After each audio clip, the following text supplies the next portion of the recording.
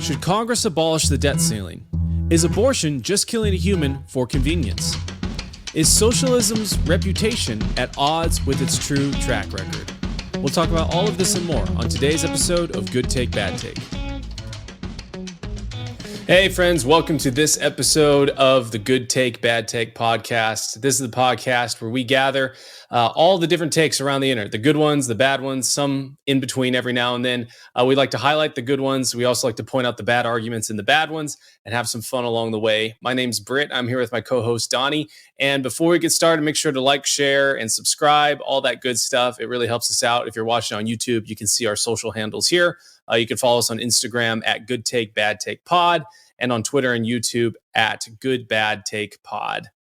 Now, without further ado, let's get into our first take.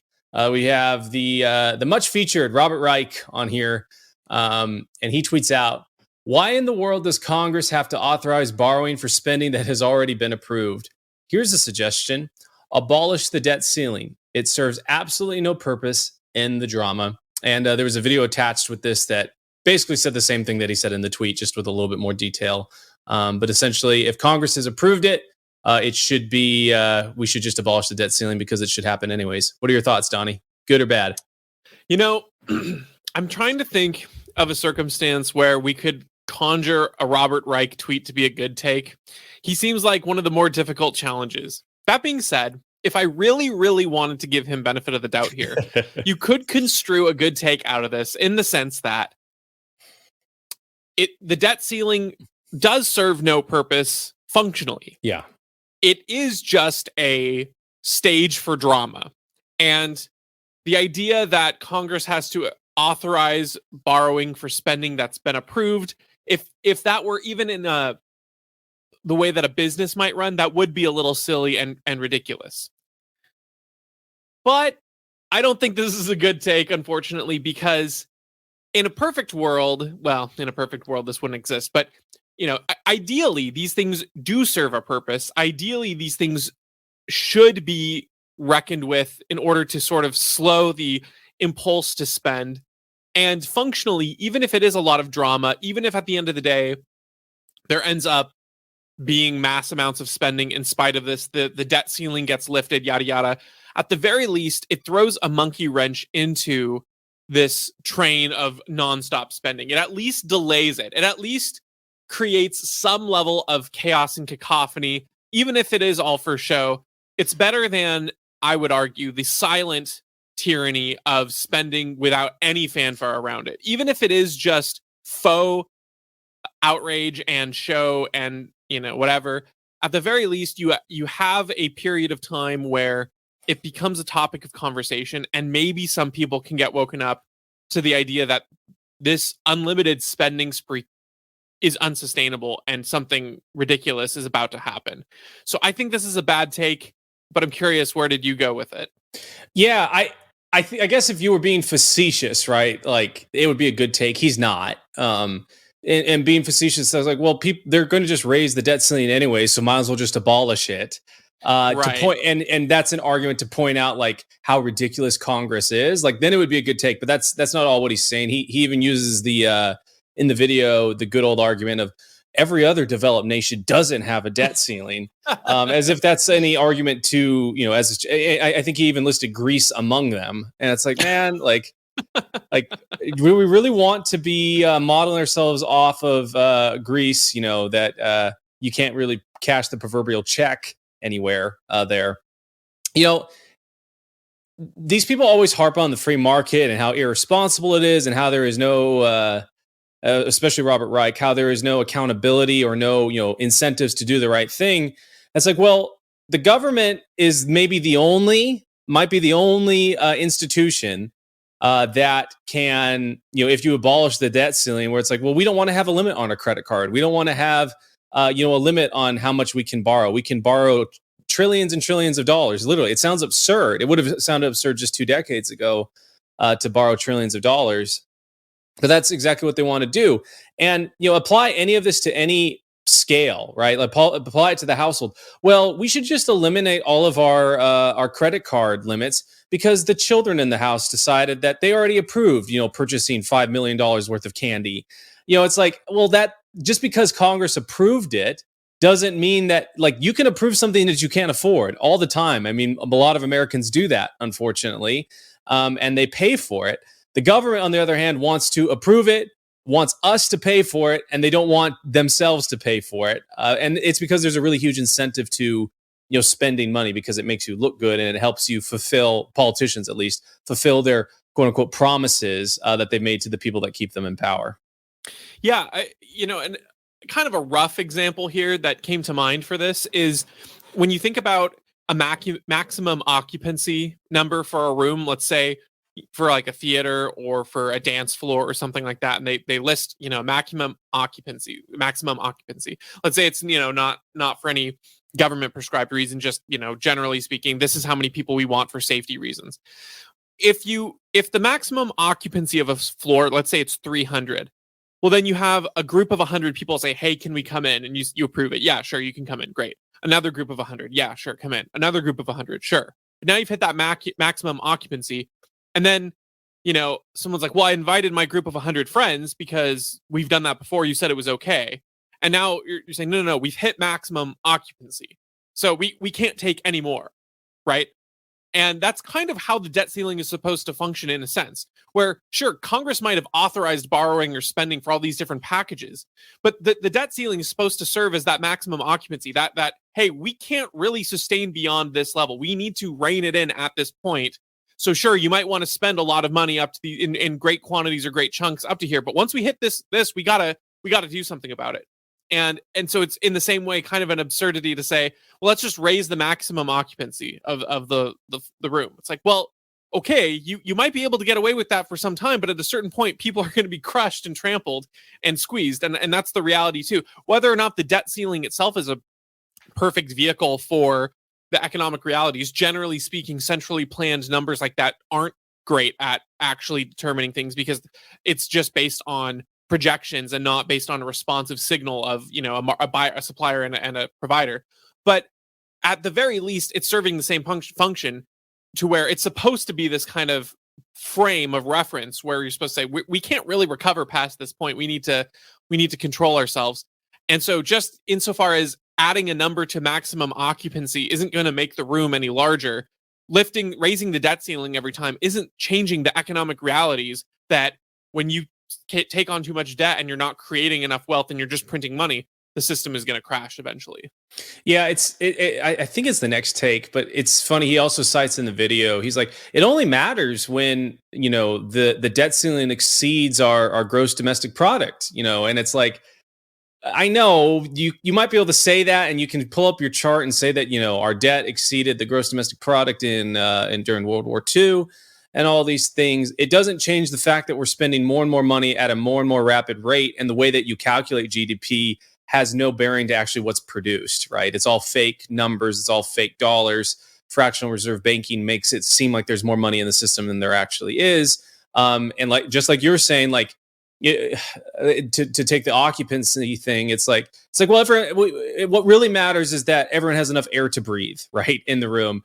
It's like, okay, you're right. Like, you keep shifting the goalpost. The room is full. People are stacked on top of each other. No one is crushed to death yet, and everyone can breathe. But it's like, at some point you run out of space. At some point you default on the debt. And that's what Janet Yellen was basically saying. Like, we need to figure something out, or else we're going to default, and that would be pretty bad. If we did, it would be good. It'd be a good thing, because it's like a healthy purge of all of this bad investment and misaligned interest. But yeah, that's like the reality that everyone's trying to forestall by raising this debt ceiling, and it's just making the crash that's going to happen inevitably way worse. To give one last picture to this lovely illustration, as you pointed out, when he uses the GDP as a a reference point, it'd be akin to the room's so full that people's bodies are blocking the windows in the room. So there's no new oxygen coming in. Yeah. But then he's pointing to the ceiling and saying, no, look, there's space up there for oxygen. It's okay. Yeah. And you're like, okay, but eventually that oxygen is going to run out and new oxygen isn't coming in. That's so you a might great have this way to put picture of like, our GDP's fine, but if there's not real value being pumped into the economy besides this number of GDP, which is kind of arbitrary, as I think we'll see in the next example, then it doesn't really matter. You're still going to Nope. have problems. So moving on to how they calculate GDP, we have this meme. I saw it posted. It's a joke, and I'll read it here, and then I'll get your thoughts on it.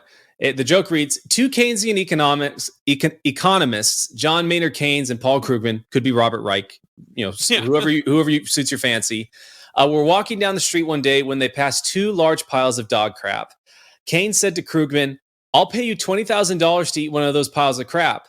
Krugman agrees and chooses one of the piles and eats it, and Keynes pays him $20,000. Then Krugman, feeling richer, says, "Hey, I'll pay you $20,000 to eat the other pile of crap." Keynes, feeling bad about the money he lost, says, "All right," and he eats the crap. Krugman then pays him $20,000. They resume walking down the street.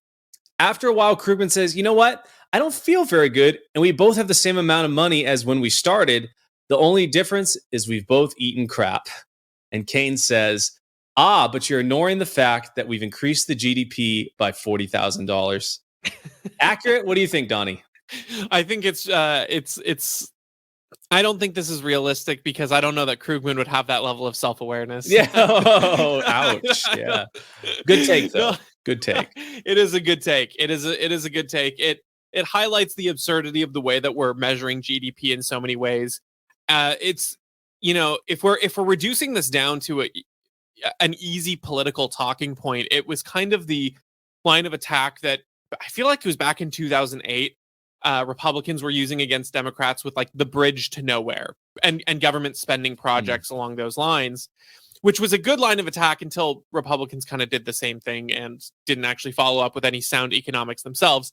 But to that point, an example of the $20,000 in eating crap is when you arbitrarily create jobs that aren't providing value, or you're measuring value in a way that doesn't actually correlate to anything being produced or created as a result of that. So, in a less absurdist way, think about it as if I hired someone to move one pile of dirt in my yard to another pile, and it wasn't for a foundation, it wasn't to fix a hole, it wasn't providing any real value to me. It was just moving dirt around for the sake of moving dirt around. And then I pay him $100. I might have added that $100 transaction into the economy. That guy might say, "Hey, I just got a job for $100 moving dirt," but that wasn't in the service of anything. That didn't end up providing any value. It wasn't a value intrinsic. It wasn't like an expendable value. It wasn't a value that allowed me to build something beyond that to create more value for others. It was it didn't actually help create anything lasting. So to be clear, there are things that are worthwhile that don't provide those things, right? So you can say that paying for a level of entertainment or a consumable that is temporary, those things don't provide the foundations for making that money later on. But the difference is that service is something that will be in demand, and the person providing the service is doing a job that is valuable for other people, and it will continue to be in demand so long as people like that particular consumable service. The problem is if you're measuring your entire economy on that without measuring things that are actually providing value, you're going to run out of resources really quickly, because all you have are people consuming a service, not enough people producing a service or producing an asset to help create more value in your economy. Yeah, I can't remember who I heard put it this way, but there's kind of this misconception that demand creates production. And if you think about it, it's like, no, actually, production precedes demand, right? Unless you have a surplus of value to trade that other people want, then there's actually nothing for you to consume, right? You have to create stuff in order for stuff to be consumed. It also makes me think of, I think this is a Bob Murphy example, but the theory of marginal utility, right? Like, just because you bake a bunch of pies, blueberry pies, you go out, you pick all the blueberries, you assemble all the flour, and you bake it, doesn't mean that you've created a bunch of value. It becomes value when you find a village that's not allergic to blueberries and not allergic to wheat, that can eat it and wants to eat it and enjoys the taste of blueberry pie. until then, you've just created either a bunch of stomach aches or, a bunch of wasted materials that no one really wants. Obviously, I don't think I've ever had blueberry pie, but I can't have really fruit anymore, and I can't have wheat anymore. So that would be worthless to me, right? If someone showed up at my doorstep and said, "Hey, here's $30," or here's a pie, give me $30 in exchange for it. It's like, well, it's basically worth zero to me. I'd actually be giving you $30 plus a stomach ache if I ate it. Whereas, one of my family members, my wife particularly loves a good piece of pie or a good piece of cake, and if she might be able to hand over $30 and she wouldn't have a sore stomach or anything like that. And it's worth that to her. So, value is both the measure of, like, did I create something useful, right? And for something to be useful, there needs to be two parties, the person that created it and the person that consumes it. That is, and it fulfills a need that they have for that to actually, be valuable. And bring it all the way back to GDP and bring it all the way back to Robert Reich and, as long as we don't exceed GDP, it's like, well, if you let's say that you got a bunch of credit card debt, in your house, you got $60,000 worth of credit card bills, and you're like, oh, that's no problem. Like, I have got 50 million bottle caps in my house. It's like, well, no one's going to exchange bottle caps for dollars, right? Maybe in Fallout, in this dystopian thing, future that we potentially live in. But no one really cares about that, right? They want dollars. Or maybe if you had a house, the credit card company would say, like, I'll take your house in exchange and I'll wipe off that $60,000 in credit card debt.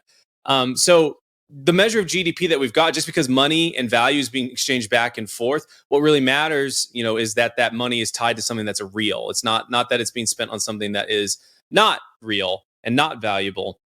And unfortunately, with the Federal Reserve and the printing of money and fractional reserve banking, where banks can literally enter in a zero on their balance sheet and they magically have more money to loan to you and your neighbors, we have a lot of money that is not actually tied to real production. And it makes people think that they're wealthier than they actually are, that there's more, that we should be doing better than we actually feel like we are. And that creates all the, the socialists and like, oh, the cost of living is so high. It's like, well, actually, cost of living is what it is. You've just been conditioned to think that, if I work this amount of time, that, I earn this much money and inflation shouldn't affect that. But that's just not how it is. It's when you've got a surplus of value, when you've got a surplus of money and an absence of value, it's going to be really difficult to actually make those calculations. Yeah, and the last thing I'll say specifically to this is if you're trying to justify the idea of what the difference might be in wasting money on a transaction versus spending money on a transaction that is ephemeral. If you think about it in the way that humans have levels of needs, right? So on the one hand, you can spend money on something that's going to help produce more value. So, spending $10 on tomato seeds instead of spending $10 on a single meal. And then you've created a more productive down the road. You're going to be able to exponentially increase the amount of food you have because you bought a ton of tomato plants and seeds and you can produce more food that way. But even if you're talking about the short term of like spending $10 on a meal, like what's the difference between spending $10 on a meal and $10 on for your friend to eat or for you to eat a pile of crap? You have to think about it too in the terms of when you do things that are going to be destructive and they aren't satisfying a need or a desire, then that you're wasting an opportunity cost, right? That is $10 that could have gone to satisfying a need, even if it isn't setting up something that's long-term producing value. And then to that point directly is that because we have these needs, you'll need to spend another $10 or however much to satisfy your other needs. And sometimes that need is like boredom, right? Sometimes you're working too hard or you're just not stimulated and you're like, I need to do something. I need to take a trip. I need to watch a movie, whatever it is. And you spend resources, whether that's time or money, towards that, and that's fine. And that need has been met. But if you're creating too many of those opportunities, you're not creating enough for an economy. But also, if you're spending money on government projects that literally do no good, except for create another job program, then you're not actually meeting any need. You're not even meeting an entertainment need in that sense.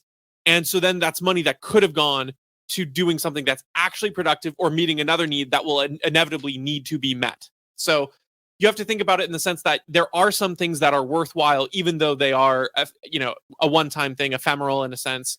But that doesn't mean that everything that is a one-time expense and everything that is ephemeral is equal, because there are some things that humans don't need, like me having a pile of dirt move from one end to my yard to another. That doesn't serve me in entertainment. It doesn't serve me in any way, shape, or purpose. It just spends money for its own sake. Well, and furthermore, the normal person that is producing something and they decide to spend it on entertainment, I mean, that entertainment was funded through the production of actual value, right? So it's sustainable at the end of the day, right? Exactly. Like it funds the production of entertainment, and then the person that produced the entertainment then will go buy goods and services that are not necessarily entertainment, like food, clothing, shelter, all that stuff, and it becomes balanced and good and continues to spiral upwards. It's only when, like you were saying, when you introduce this third actor that doesn't produce anything, that doesn't submit to market signals, is not subject to actually making a profit, that all that stuff and that whole equation and wonderful balance becomes upset. Yeah, exactly right. All right, moving on to our next one. We've got a post by the Left Can't Meme, and so the meme that they posted is 4 panels, and it's got an American guy walking up to a blue-haired gal drinking a soda, and he goes, or the girl is saying, "This country is such a joke." The guy says, "How can you say that? You should be thankful to live here. Be a proud American. America, the land of the free." And then the girl responds, "They literally took away reproductive rights last month." And the Left Can't Meme, and to me, we are critiquing the Left Can't Meme's interpretation of this cartoon. And they say reproductive rights asterisk really just means kill a human being for convenience. What do you think? Do you agree with their interpretation? I mean, I wish their interpretation was more accurate than it is. But yes, I mean, it's a good post. It's a good take. We of course just passed what would have been the 50th anniversary. Well, I guess it still is the 50th anniversary of Roe v. Wade. It's just now Roe v. Wade is debunked and overturned, thankfully. Oh. And that, I'm sure that's why this came up. And so people are talking about how reproductive rights are like that, and you have to recognize You there, one Donnie? that you're not coming. Am I not coming through? Yeah. It froze on you for a second. Oh, weird. Okay. You said you stopped at Roe v. Wade is now debunked. Okay. Yeah. Well, so Roe v. Wade is now debunked, thankfully. But then, so this was the 50th anniversary and whatnot, which is probably why this got posted. But the idea of reproductive rights is such a funny term for them to try to mask this what they're essentially defending, because reproductive rights, the right to reproduce, has no bearing on whether or not you can kill another human being for convenience. Your right to reproduce is totally within your control and your actions. And if your rights are violated, that's awful, and that does not ever give you the ability to violate another human being's rights in return either. So for every instance they want to talk about rights being violated, their solution for rights being violated through something horrible like rape or something like that, their only solution is that the only possible logical choice you could choose is to violate someone else's right to life, which is just not it's just a false idea. It's silly. And I think that if your country is going to have laws that stand for anything, and they need to stand for the protection against violence, and that's the most egregious form of violence against the most innocent demographic you can imagine.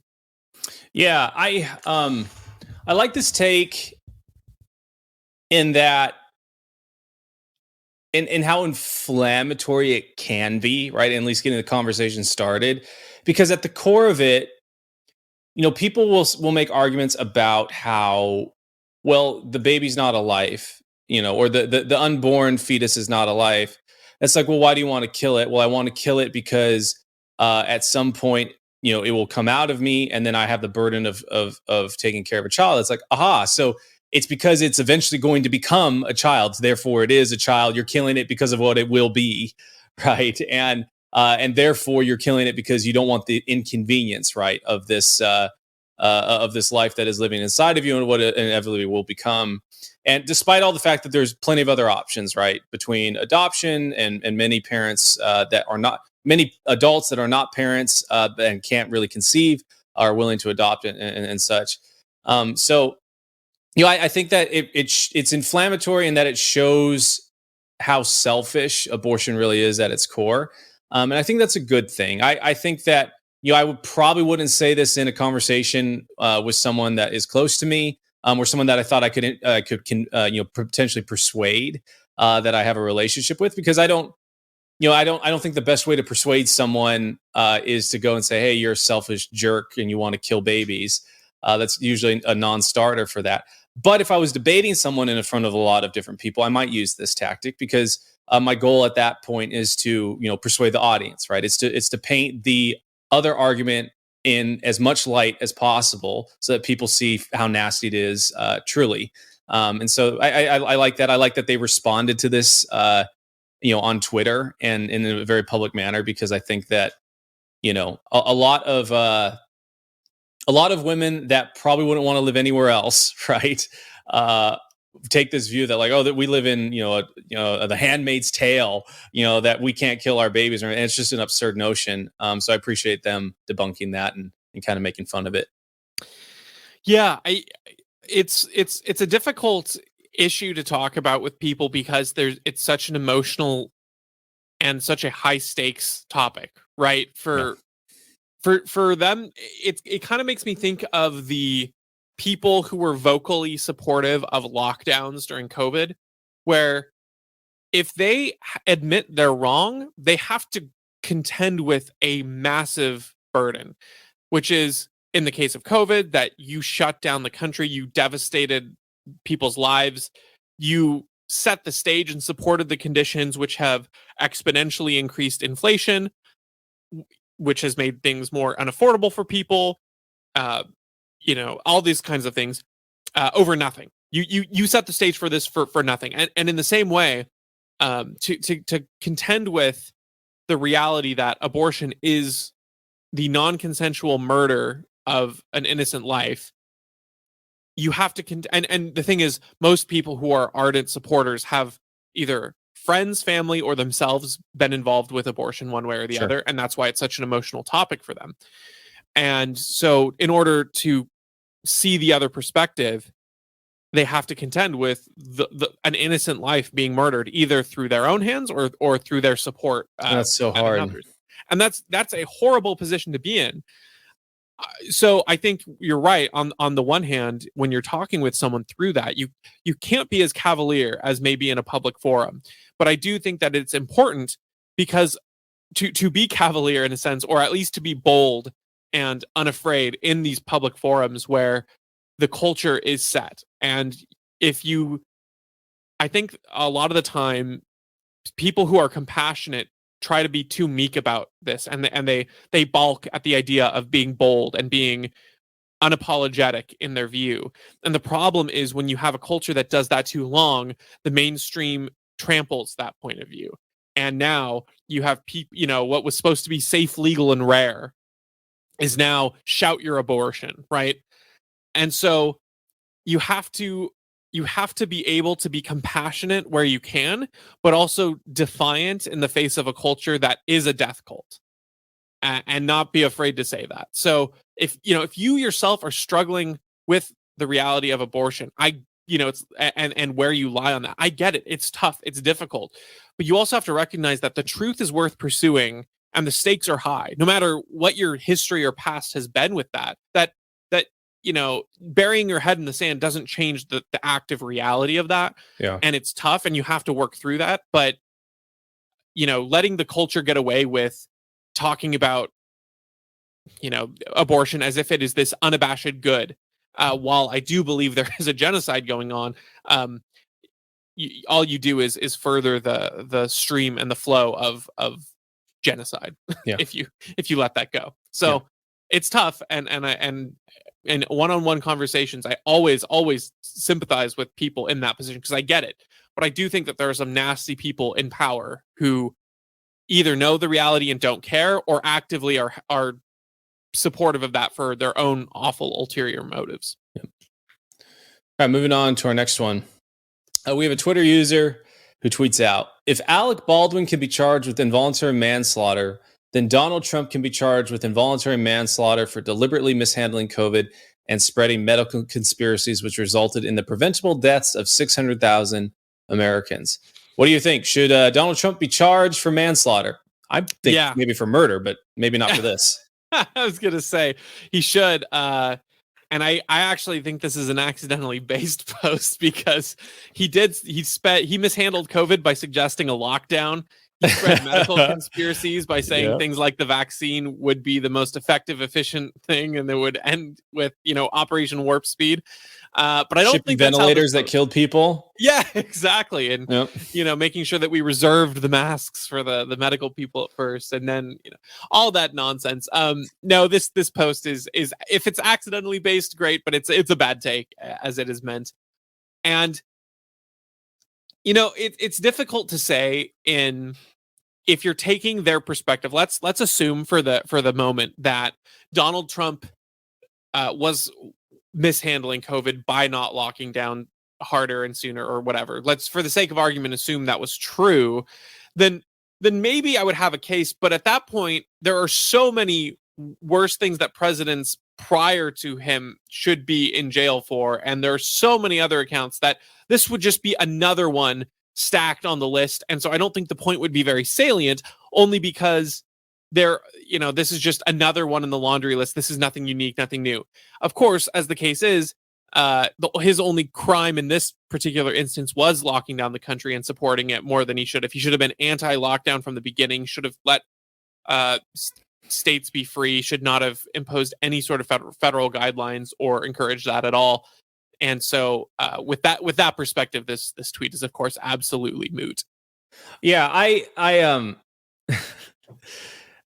I agree that it could be accidentally based, and my belief in it being accidentally based is slightly different in that, like, I think anyone that has the ability to put the 600,000 Americans, like, the responsibility of whether they live or die, should be held accountable, should be liable potentially for their deaths. Because if you're going to shut them in their homes and do all these things, like, yeah, you're liable for it.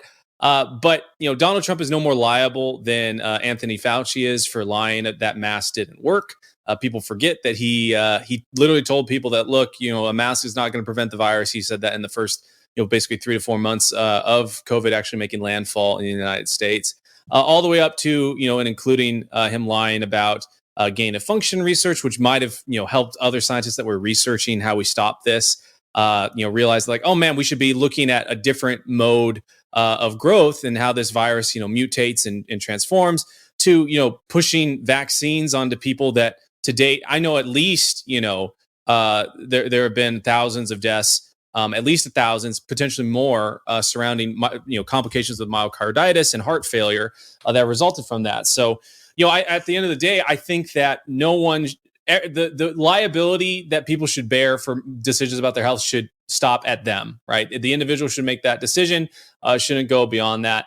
Alec Baldwin, on the other hand, pulled out a gun that was loaded, had to cock it back, and had to pull the trigger and aim it at someone. So he kind of doesn't fall under that. So that's kind of, I don't know, really. I guess the comparisons to Donald Trump and maybe all the other presidents begin where they launch missiles into other countries and stuff. So maybe that's about the same thing. But I think that's more murder. I don't think that's necessarily involuntary manslaughter. Yeah, it's just always so funny. I don't like Donald Trump. I know you don't either. But they will apply this, like, oh, Donald Trump, made all these mistakes and 600,000 Americans died. Trump lied, Americans died. And then when it becomes to, like, Anthony Fauci or Andrew Cuomo putting Americans on ventilators or moving, old elderly folks into, congregating them all together in nursing homes and having COVID kill them there. It's like, well, they didn't know, they made honest mistakes. Mistakes were made, and we need to forgive and forget and have COVID amnesty and move on. I was like, okay, like, I see, like, I would respect you a little bit more, if you said Donald Trump should be charged with involuntary manslaughter along with Fauci, along with Andrew Cuomo, along with Joe Biden, along with Dr. Birx, along with all these different folks that decided that it was their responsibility to take, the health of the American people, and they knew it was best, and it resulted in whatever excess death that could be attributed to them. They should be charged for involuntary manslaughter. But that's, unfortunately, it's not based on principle. It's based on an ideology, and it's based on the desire to, club the other team and exalt their own team. Yeah, it highlights the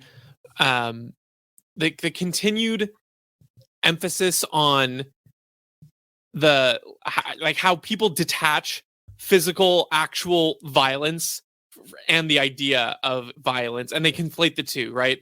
So, oh well, if Alec Baldwin gets charged with involuntary manslaughter, so does Donald Trump, and it's like, okay, well, you can make the argument that Donald Trump does, and I think you made their argument better than they did, but you can't deny the very harsh and stark reality that what Alec Baldwin did was a very physical and real extraction of violence, not not like the rhetoric that Donald Trump had for not locking down. Because here's the other thing is, if we're looking at it from a what Donald Trump perspective could be, or what he could do, perspective, it's like, yeah, he could have federally locked down everywhere, but why is he more in charge of that than the governors of states in this person's opinion who didn't lock down? Why is it more on Donald Trump than, say, Ron DeSantis or Kristi Noem or whomever who opened up earlier than they would have chosen? In the traditional American sense, it should be more of the burden of the governors of the individual states than it would be Donald Trump. And the fact that Donald Trump didn't lock down federally would more be a sort of afterthought. And so it's just, there's so many levels of removed responsibility I think Donald Trump has in any realistic scenario from this person's perspective that could be, than, again, the very literal physical, I have my hand on the gun and I'm pulling a trigger and aiming. That's a very literal use of violence. And again, involuntary manslaughter, if in fact he had no knowledge of it, for sure, but he directly caused the machinations of that person's death. Saying it's Donald Trump's fault is, it's just, there's so many, it's just, you have to go through so many convoluted steps to get there for it to be nearly on the same level, in my opinion. Yeah, I agree with you there. All right, moving on to our last one. We've got Chris Friedman, and he tweets, "It's incredible how socialism's reputation is so wildly at odds with its actual track record. Somehow feeding the hungry is equated with socialism, even though socialist regimes have done a terrible job of feeding people." What do you think?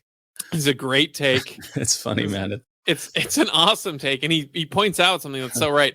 It's the constant pattern of intentions being more important than outcomes, and that's why. I mean, that's just the story of every government policy, which ultimately socialism is. I mean, maybe not socialism is the final form, but it's one of the most advanced forms of government policies continuing to build up, right? I was talking about this with a coworker today, how there are so many people now who just want full Marxist control of things, because they'll say, well, look, right now it's so expensive for people to get into the health insurance game or to set up any sort of healthcare apparatus. There's so many rules and regulations. We should just have the government take it over. And you're like, wait, you put in all these rules through government edicts. You put in all these unnecessary prohibitive costs. And now you're saying, wow, the private market is failing here. We should just have the government run it. The government is responsible for all of the problems that you're talking about.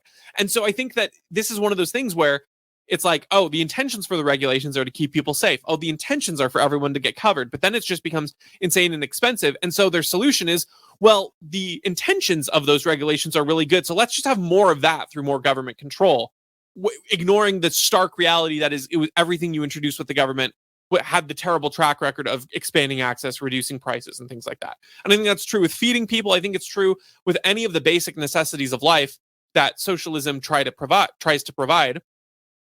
Every time you look at it in a private market or in a more free market, the hallmarks of government action, the hallmarks of socialism, are the things that impede it from working.